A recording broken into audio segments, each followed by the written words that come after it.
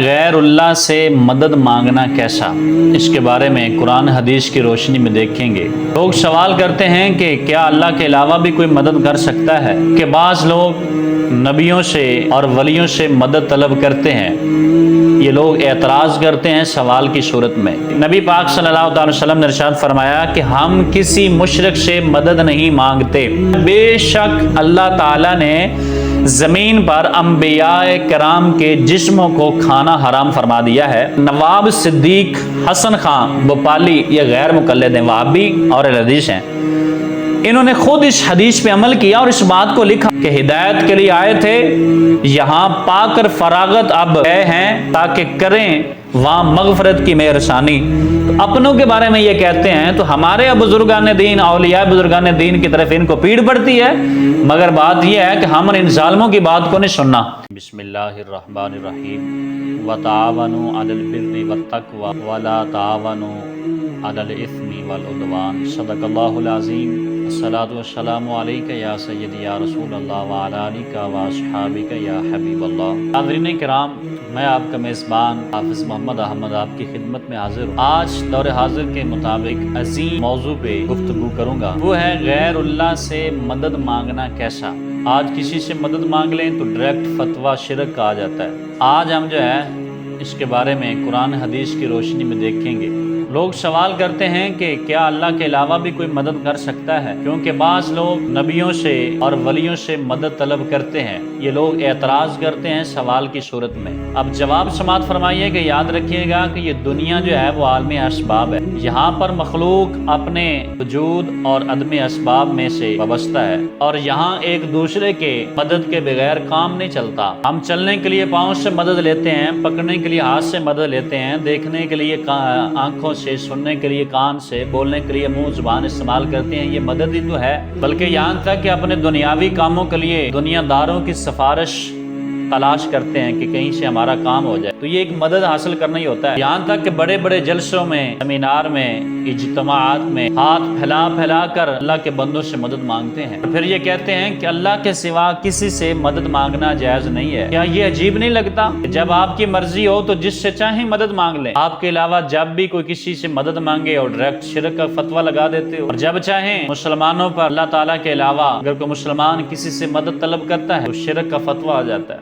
جبکہ اللہ تعالیٰ نے مسلمانوں کو ایک دوسرے کی مدد کرنے کی تلقین فرمائی ہے۔ قرآن عزیز فرقان حمید کی آیت مقدسہ ہے، اللہ نے فرمایا کہ وَتَعَاوَنُوا عَلَى الْبِرِّ وَالتَّقْوَى وَلَا تَعَاوَنُوا عَلَى الْإِثْمِ وَالْعُدْوَانِ، یعنی نیکی اور پرہیزگاری میں ایک دوسرے کی مدد کرو، اور وَلَا تَعَاوَنُوا عَلَى الْإِثْمِ وَالْعُدْوَانِ، اور گناہ اور زیادتی کے معاملے میں باہم ایک دوسرے کی مدد نہ کرو۔ اس آیت کریمہ میں مطلقاً مدد کرنے کی طرف حکم دیا گیا ہے، اور کوئی کسی قسم کی قائد اس کے ساتھ نہیں لگائی گئی، اور چاہے وہ دینی معاملات ہوں یا دنیاوی امور ہوں، بلکہ جو مدد کر سکتا ہے اور جس کو مدد چاہیے، جو مدد کر سکتا ہے اس کو چاہیے کہ اس بندے کی مدد جو ہے وہ ضرور کرے۔ اور اہل ایمان سے مدد کا معاملہ جو ہے وہ قرآن عزیز فرقان حمید کی آیت سے واضح ہوتا ہے۔ البتہ کافر سے، مشرک سے مدد نہیں مانگی جا سکتی۔ اب اس کی دلیل کیا ہے؟ حضور صلی اللہ تعالیٰ علیہ وآلہ وسلم کا فرمان عالی شان ہے، جس کے راوی حضرت عائشہ صدیقہ رضی اللہ تعالیٰ عنہ ہے۔ آپ فرماتی ہیں نبی پاک صلی اللہ تعالیٰ وسلم نے فرمایا، قال رسول اللہ صلی اللہ تعالیٰ علیہ وآلہ وسلم انا لا نستعین بمشرک۔ آپ فرماتی ہیں کہ نبی پاک صلی اللہ تعالیٰ وسلم نے ارشاد فرمایا کہ ہم کسی مشرک سے مدد نہیں مانگتے۔ اس حدیث میں مشرک کا خاص ذکر کیا گیا ہے، اور اس جانب اشارہ ہے کہ مشرک سے مدد مانگنا یہ جائز نہیں ہے، اور کسی مسلمان سے مدد مانگنے میں کوئی حرج نہیں ہے۔ اگر حرج ہوتا تو حضور نے جہاں ذکر مشرک کا کیا ہے، ساتھ میں مسلمان کا بھی ذکر کر دیتے کہ ان سے مدد مانگنا جائز نہیں ہے۔ تو پھر عموماً منکرین یہ دعویٰ کرتے ہیں کہ دنیا کے کاموں میں تو مدد مانگی جا سکتی ہے، ان سے بڑے ادب کے ساتھ عرض کرتے ہیں اسلام میں دنیاوی کاموں میں شرک کرنے کی اجازت نہیں ہے۔ یعنی دنیا کے معاملے میں تو کہتے ہیں کسی کا سہارا، کسی کی مدد لے سکتے ہیں، مگر دین کے معاملے میں کسی سے مدد جو ہے وہ نہیں لے سکتے۔ اور دوسری بات یہ ہے کہ اسلام میں دین اور دنیا یہ دونوں جو ہے وہ ایک ہیں، الگ الگ نہیں ہیں، اور بلکہ دین اسلام ایک مکمل ضابطہ حیات ہے جو انسان کی ہر طرح کی ضروریات کو دین اسلام پورا کرتا ہے۔ انکار کرنے والے عموماً یہ بھی اعتراض کرتے ہیں کہ ان کی زندگی میں تو ان سے مدد مانگ سکتے ہیں، یعنی ان کی حیات مبارکہ میں ان سے مدد مانگ سکتے ہیں، جبکہ وصال کے بعد، مرنے کے بعد ان سے مدد نہیں مانگ سکتے۔ یہ اعتراض کرنے والے کم از کم یہ تو مان رہے ہیں نا کہ ان کی زندگی میں ان سے مدد مانگ سکتے ہیں، مگر مرنے کے بعد ان سے مدد نہیں مانگ سکتے۔ تو ہم یہ بھی ثابت کر دیتے ہیں کہ انبیاء، اولیاء کی روح نکلنے کے بعد وہ مردہ نہیں ہوتے، بلکہ ان کی طاقت، قوت دنیاوی زندگی سے زیادہ مزید بڑھا دی جاتی ہے۔ دلائل ملاحظہ فرمائیں۔ حضرت انس بن مالک رضی اللہ تعالیٰ عنہ آپ حضور کا ارشاد نقل کرتے ہیں کہ حضور نے ارشاد فرمایا، معراج کی رات میں نے حضرت موسیٰ علیہ السلام سے گزرا تو میں نے دیکھا کہ وہ سرخ ٹیلے پر جو ہے وہ نماز ادا کر رہے۔ اور پھر آگے حضرت انس رضی اللہ تعالیٰ عنہ فرماتے ہیں، حضور کا مبارک عالی شان ہے، الانبیاء احیاء فی قبورہم یصلون۔ حضور کا فرمانے عالی شان ہے، انبیاء اپنی قبروں میں زندہ ہیں اور نماز ادا کرتے ہیں۔ اور حضرت ابو درداء رضی اللہ تعالیٰ عنہ آگے حدیث مبارکہ ارشاد فرماتے ہیں، حضور نے ارشاد فرمایا، بے شک اللہ تعالیٰ نے زمین پر انبیاء کرام کے جسموں کو کھانا حرام فرما دیا ہے، بس اللہ کے نبی زندہ ہیں اور انہیں رزق جو ہے وہ دیا جاتا ہے۔ اولیاء کرام کی حیات مبارکہ، یہ تھا انبیاء کی حیات مبارکہ۔ اب جو ہے اولیاء کے بارے میں دیکھتے ہیں۔ بعد وفات اولیاء نظام کی حیات اقدس کی دلیل سننے سے پہلے قرآن و سنت کا ایک اصول یاد رکھیں۔ قرآن عزیز فرقان حمید کا ایک اصول ہے کہ جب کوئی حکم بیان کیا جاتا ہے تو جس چیز کے بارے میں حکم بیان کیا گیا ہے، اب کوئی چیز اس کے برابر ہو یا اس سے اعلیٰ ہو، وہ ساری چیزیں اس حکم میں شامل ہو جاتی ہیں۔ مثال کے طور پر اللہ نے قرآن میں ارشاد فرمایا، فَلَا تَقُلْ لَهُمَا اُفٍّ وَلَا تَنْهَرْهُمَا، یعنی اپنے ماں باپ کے سامنے لفظ اف نہ کہو، سادہ سا مفہوماً جو ہے وہ ترجمہ ہے، اور ان کو نہ جھڑکو۔ اس آیت پاک میں ماں باپ کو لفظ ہوں کہنے کی ممانعت جو ہے وہ بیان ہوئی ہے، جس کی وجہ سے والدین کو تکلیف پہنچتی ہے اور تکلیف کا باعث بنتی ہے۔ اس وجہ سے اللہ نے قرآن میں فرمایا، ماں باپ کے سامنے لفظ اف، یعنی پنجابی میں اس کو ہوں کہتے ہیں، وہ نہ کریں۔ تو اب اس کا معنی یہ نہیں ہے کہ بس ماں باپ کو ہوں نہیں کہنا، لفظ اف نہیں کہنا، اس کے علاوہ جو کچھ ہے وہ کر سکتے، نہ۔ تو جب اللہ نے فرما دیا کہ لفظ اف یعنی ماں باپ کے سامنے اف بھی نہیں کہنا، تو اس طرح کے الفاظ جو ہیں وہ سارے اس میں داخل ہو گئے۔ کوئی ایسا عمل جس کی وجہ سے والدین کو تکلیف ہو یا سبب بننے کی وجہ ہو، تو اس سے اللہ تعالیٰ نے منع فرمایا ہے، اور فرمایا کہ اذیت پہنچانے والا عمل، یعنی مثلا مارنا، پیٹنا، ماں باپ کو گھر سے نکال دینا، ماں باپ کو گالی دینا، اب یہ ساری چیزیں جو ہیں وہ حرام ہو گئی ہیں۔ حالانکہ اللہ نے قرآن میں صرف یہ کہا ہے کہ اف، ماں باپ کے سامنے ہو نہیں کرنا، اف نہیں کہنا، مگر لفظ اف کے اندر یہ ساری چیزیں جو ہیں وہ داخل ہو چکی کہ کوئی بھی ایسا عمل نہ کریں جس کی وجہ سے تمہارے ماں باپ کو تکلیف کا سامنا کرنا پڑے۔ تو بس اصل ممانعت تو صرف لفظ ہوں کے بارے میں نازل فرمائی گئی تھی، تو تھوڑا سا اگر غور کیا جائے تو معلوم ہوا کہ اس کے ہم مثل الفاظ اور کوئی بھی ایسا عمل جو والدین کے سامنے رنج و غم اور تکلیف کا باعث بنے وہ ممنوع ہے۔ تو نتیجہ یہ نکلا، حکم ایک چیز کے بارے میں نازل ہوا تھا، لیکن اس کے برابر اور اعلیٰ چیزیں جتنی بھی داخل تھیں وہ سارے اس حکم کے اندر جو ہے وہ شامل ہو گئی۔ اعلیٰ حضرت اسی اصول کو جو ہے بیان فرماتے ہیں کہ قرآن کریم کے اجازات، اختصارات میں سے یہ بھی ہے کہ امر ارشاد فرماتے ہیں، اور اس کے امثال ہم مثل ہوں، اور اس امثل یعنی اعلیٰ اور افضل پر دلالت یعنی رہنمائی جو ہے وہ فرما دیتے ہیں۔ تو ناظرین کرام، ماں باپ کو ہوں کہنے سے ممانعت ہوئی، اور جو کچھ اس کے اندر تھا، یعنی کوئی بھی ایسا کام جس کی وجہ سے ہمارے ماں باپ کو تکلیف پہنچے، وہ ساری چیزیں ہمارے اوپر حرام ہو گئی۔ حالانکہ اللہ نے صرف یہ فرمایا تھا لفظ اف، یعنی ماں باپ کے سامنے اف بھی نہیں کہنا۔ تو جب یہ اصول سمجھ میں آ گیا تو آگے آپ ملاحظہ فرمائیے کہ اللہ تعالیٰ نے شہداء کے بارے میں کیا فرمایا ہے، وَلَا تَقُولُوا لِمَن يُقْتَلُ فِي سَبِيلِ اللَّهِ أَمْوَاتٌ بَلْ أَحْيَاءٌ وَلَٰكِن لَّا تَشْعُرُونَ، کہ جو اللہ کی راہ میں مارے جائیں انہیں مردہ نہ کہو بلکہ وہ زندہ ہیں تمہیں ان کی زندگی کا شعور نہیں ہے۔ ایک مقام پہ فرمایا بل احیاء عند ربہم یرزقون، بلکہ رب کی بارگاہ سے انہیں کھانے کے لیے رزق بھی جو ہے وہ عطا کیا جاتا ہے۔ تو معلوم ہوا کہ شہدائے کرام وفات کے بعد زندہ ہیں، لیکن ہمیں ان کی زندگی کا شعور نہیں ہے۔ اب اصول کے مطابق جب شہداء کی حیات، شہداء کی زندگی قرآن سے ثابت ہے، تو پھر شہداء سے جو اعلیٰ درجے کے ہیں ان کی زندگی بھی جو ہے وہ قرآن سے ثابت ہو گئی۔ یعنی شہداء سے سب سے پہلے جو افضل ہیں وہ انبیاء کرام علیہ الصلوۃ والسلام ہیں، اس کے بعد جو ہے وہ اولیاء ہے، ان کی حیات تو بدرجہ اولیٰ جو ہے وہ زندہ ہے۔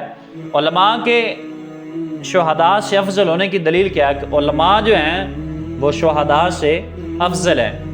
نبی پاک صلی اللہ تعالیٰ علیہ وسلم نے ارشاد فرمایا بروز قیامت علماء کی جو سیاہی ہے جن سے وہ لکھتے ہیں وہ شہداء کے خون پہ غالب آ جائے گا، یعنی شہداء کا خون کم ہوگا اور علماء اس قدر محنت کرتے ہیں، لکھتے ہیں دین کی باتیں اور قرآن و سنت کو جمع کرتے ہیں، ان کی سیاہی شہداء کے خون پہ غالب آ جائے گی۔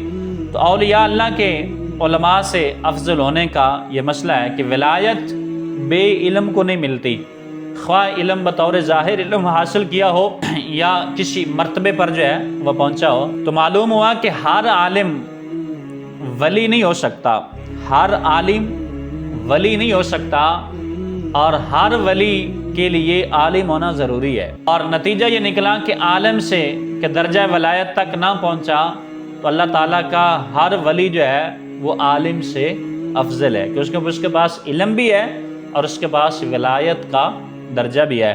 اور انبیاء علیہ الصلوۃ والسلام کا افضل ہونا تو یہ تو ہر بندے کے سامنے آیا ہے کہ کائنات میں جتنے بھی مراتب ہیں ان سے سب سے جو اعلیٰ درجہ ہوتا ہے وہ نبوت کا ہوتا ہے، اور جتنے بھی کتب ابدال غوث ہیں یہ سارے نبوت کے سائے سے فیض یاب ہوتے ہیں، اور نبوت سے ان کو جو ہے وہ سارا کچھ ملتا ہے۔ خلاصہ یہ ہوا کہ جب شہداء دنیا پر پردہ فرما جانے کے بعد وہ زندہ ہیں، اگر شہداء زندہ ہیں تو پھر ان سے جو افضل ہیں وہ تو بدرجہ اعلیٰ زندہ ہیں، یعنی اس میں انبیاء ہیں، علماء ہیں اور اولیاء ہیں، اور ان کی زندگی تسلیم کرنا یہ بالکل درست ہے، اور اس میں کسی قسم کا کوئی حرج نہیں ہے۔ تو اعلیٰ حضرت امام اہل سنت آپ فرماتے ہیں فتاوی رضویہ کے اندر کہ اولیاء کرام بعد وفات زندہ ہیں مگر انبیاء کی مثل نہیں ہے۔ انبیاء کی حیات یعنی ان کی زندگی روحانی، جسمانی، دنیاوی ہے، اور حضرات بالکل اسی طرح زندہ ہوتے ہیں جس طرح وہ دنیا میں تھے، اور اولیاء کرام کی حیات ان سے کم اور شہداء سے زیادہ، جن کے بارے میں قرآن کریم نے 2 مرتبہ کہا ہے۔ ایک مقام پہ فرمایا تمہیں ان کی زندگی کا شعور نہیں ہے، اور دوسرے مقام پہ فرمایا کہ اللہ کی بارگاہ سے انہیں کھانے کے لیے جو ہے وہ رزق دیا جاتا ہے۔ تو یہ ثابت ہو گیا کہ انبیاء اولیاء وہ زندہ ہیں، تو پھر جس دلیل سے ان کی زندگی میں ان سے مدد مانگنا جائز تھا، اسی دلیل سے ان کے وصال کے بعد بھی ان سے مدد مانگنا جائز ہو گیا۔ جس طرح بعد از وصال حضرات یہ زندہ ہیں اور مدد کر سکتے ہیں، اور ان کے وسیلہ بنانا بدرجہ اولیٰ جو ہے وہ جائز ہو گیا۔ اور یہاں پر بھی وہ اعتراض کرتے ہیں کہ پھر ایک اعتراض کیا جاتا ہے جی قریب والا تو مدد کر سکتا ہے مگر جو ہم سے دور ہے وہ مدد کیسے کرے گا؟ تو ناظرین کرام، دور والا بھی ان کے فیض سے اور ان کے برکات سے وہ مالا مال ہونے کی سعادت جو ہے وہ حاصل کرتا ہے۔ اعلیٰ حضرت امام اہل سنت سے سوال کیا گیا اولیاء اللہ کو دور سے مدد کے واسطے پکارنا کیسا ہے؟ یعنی کوئی ولی دور ہے، مدد کے واسطے ان کو پکارنا جو ہے وہ کیسا ہے؟ تو اولیاء اللہ کو دور سے بعض وقت سنتے ہیں یا نہیں سنتے؟ تو آپ نے ارشاد فرمایا کہ شاہ عبدالعزیز محدث دہلوی رحمۃ اللہ علیہ آپ تفسیر عزیزی میں لکھتے ہیں کہ آپ فرماتے ہیں کہ روح جو ہے وہ دور اور برابر اس کے سامنے ایک ہی چیز ہوتی ہے، وہ دور ہو یا برابر ہو۔ تو ناظرین کرام، یہ ہر وقت سنتے بھی ہیں اور حاجت روائی فرماتے ہیں۔ تو بعض لوگ یہ اعتراض کرتے ہیں، اعتراض ان کا یہ ہے جی اگر وہ مدد کرتے ہیں تو جیسے ہم ان سے مدد مانگتے ہیں تو فوراً مدد ہمیں کیوں نہیں ملتی؟ ان کے لیے میرا جواب یہ ہے کہ رب العالمین ہمارا مالک بھی ہے اور مدد کرنے والا اصل میں اللہ کی ذات ہے، اور باقیوں کو وہ عطا کرتا ہے، اللہ کی عطا کردہ سے وہ ہماری مدد کرتے ہیں۔ اب اللہ تعالیٰ نے قرآن عزیز فرقان حمید میں فرمایا کہ جب مجھ سے دعا مانگو میں تمہاری دعا کو قبول کروں گا۔ اب رب کے بارے میں کیا خیال کریں گے کہ دعا ہم رب سے مانگتے ہیں، یا اللہ میں یہ دعا کر رہا ہوں، اب وہ ہماری دعا فوراً قبول نہیں ہوئی، اس کا مطلب کیا ہو گیا کہ ہمارا رب سنتا نہیں ہے، ہمارا رب ہماری مدد نہیں کر سکتا؟ ایسا نہیں ہے۔ جو کہا نا کہ وہ دعا کو قبول کرتا ہے، اس کا معنی اور مطلب یہ ہے کہ وہ دعا کو جو ہے اس قدر جو ہے وہ اس کی بارگاہ میں پہنچایا جاتا ہے کہ اس کے مقابلے میں کچھ اور چیزیں مل جاتی ہیں۔ مثال کے طور پر ایک شخص کچھ مانگتا ہے، رب العالمین اس کے بدلے اس کے گناہوں کو معاف فرما دیتا ہے، یا وہ چیز وہ مانگ رہا ہوتا ہے جو اس کے حق میں بہتر نہیں ہوتی تو رب العالمین اس کے بدلے اس کو کوئی اور چیز جو ہے وہ عطا فرما دیتا ہے۔ تو اس کا مطلب یہ نہیں ہے کہ رب ہماری دعا کو قبول نہیں کرتا یا ہماری دعا کو سنتا نہیں ہے۔ تو اگر یہ ایسا معاملہ ہوا تو سب سے پہلے اللہ کی بارگاہ میں یہ کیا اعتراض کریں گے؟ تو ناظرین کرام، نبی پاک صلی اللہ تعالیٰ علیہ وسلم کے فرمان سے اور قرآن حدیث سے ہمیں یہ ملا کہ آپ کسی سے بھی مدد طلب کر سکتے ہیں، مگر دینے والا اللہ کی ذات ہے، اس کے علاوہ اور کوئی بھی نہیں ہے، مگر رب العالمین جسے چاہتا ہے اسے اپنی شان کے لائق یہ چیزیں عطا فرماتا ہے۔ یہ اپنوں نے نہیں، غیروں جو اعتراض کرتے ہیں نا انہوں نے بھی یہ مانا۔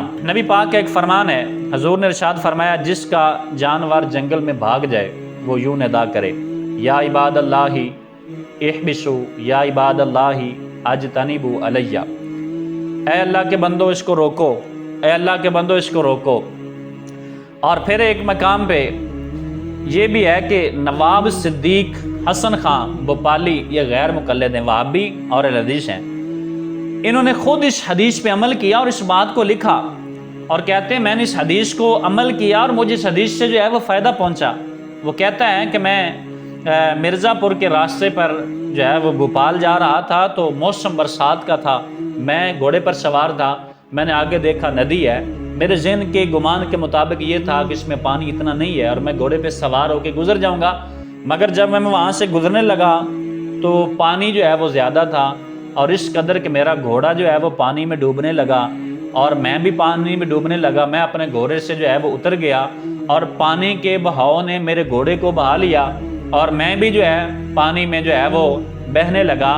تو فوراً میرے دل میں یہ خیال آیا تو میں نے پھر یہ حدیث مبارکہ پڑھی، یا عباد اللہ اعینونی یا عباد اللہ اعینونی یا عباد اللہ اعینونی، اے اللہ کے بندو میری مدد کرو، اے اللہ کے بندو میری مدد کرو۔ آپ کہتے ہیں کہ میرا یہ کہنا تھا، اچانک ایک پتھر آیا، ہم اس پتھر کے سہارے اس پہ جو ہے وہ کھڑے ہو گئے، اس وقت میرے اور میرے گھوڑے کے علاوہ وہاں کوئی اور موجود نہیں تھا۔ اس کو نواب حسن نے قصیدہ عنبریہ کے اندر جو ہے وہ لکھا ہے۔ تو جب اپنوں کے بارے میں یہ عقیدہ رکھتے ہیں کہ ان سے مدد مانگ سکتے ہیں تو پھر اللہ والوں سے مدد کیوں نہیں مانگ سکتے؟ مولانا رشید احمد گنگوئی کی وفات پر مولوی محمود حسین نے یہ کلام لکھا کہ ہدایت کے لیے آئے تھے، یہاں پا کر فراغت اب گئے ہیں تاکہ کریں وہاں مغفرت کی مہربانی۔ اپنوں کے بارے میں یہ کہتے ہیں تو ہمارے بزرگان دین، اولیاء بزرگان دین کی طرف ان کو پیڑ پڑتی ہے، مگر بات یہ ہے کہ ہم نے ان ظالموں کی بات کو نہیں سننا، ہم نے قرآن اور سنت اور مصطفیٰ صلی اللہ تعالی وسلم کی جو آپ نے امت کی تربیت کی ہے، ہم نے ان سے سبق حاصل کرنا ہے۔ اللہ کی بارگاہ میں دعا ہے اللہ ہم سب کو عمل کی توفیق نصیب فرمائے۔